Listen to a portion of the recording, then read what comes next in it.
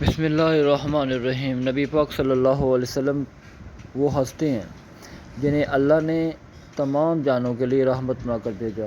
آپ صلی اللہ علیہ وسلم کا اخلاق ایسا تھا کہ دشمن بھی آپ کے دیوانے ہو گئے۔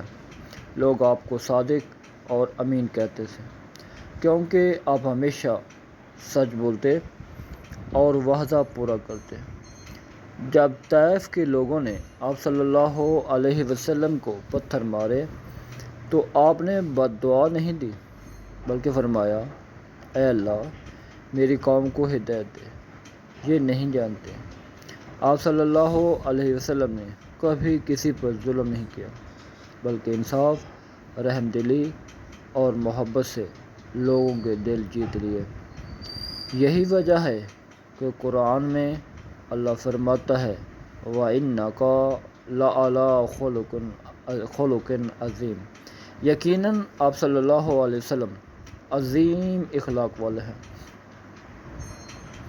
آئیے ہم بھی نبی پاک صلی اللہ علیہ وسلم کے اخلاق کو اپنی زندگی کا حصہ بنائیں تاکہ دنیا میں امن، محبت اور بھائی چارہ پھیلے۔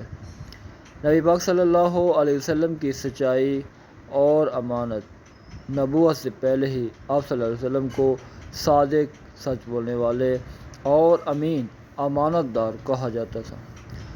مکہ کے لوگ اپنے قیمتی سامان آپ کے پاس امانت رکھواتے تھے، حتیٰ کہ جب ہجرت کا وقت آیا تو آپ صلی اللہ علیہ وسلم نے دشمنوں کی امانتیں بھی حضرت علی کے سپرد کر کے واپس کرنے کا حکم دیا۔ نبی پاک صلی اللہ علیہ وسلم کا حلم و بردباری۔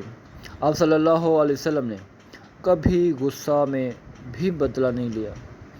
جب طائف کے لوگوں نے پتھر مارے تو خون بہا نکلا، مگر آپ صلی اللہ علیہ وسلم نے بد دعا نہیں دی بلکہ فرمایا، اے اللہ میری قوم کو ہدایت دے، یہ جانتے نہیں۔ نبی صلی اللہ علیہ وسلم کی رحم دلی۔ آپ صلی اللہ علیہ وسلم کی شفقت انسانوں، جانوروں، بچوں اور حتیٰ کہ دشمنوں تک کے لیے تھی۔ ایک مرتبہ ایک بلی کو ستایا گیا تو آپ صلی اللہ علیہ وسلم نے سختی سے منع فرمایا۔ ایک انصاری لڑکے کے پرندے کے مرنے پر آپ صلی اللہ علیہ وسلم نے اسے نرمی اور محبت سے تعزیت فرمائی۔ نبی پاک صلی اللہ علیہ وسلم کا عدل و انصاف۔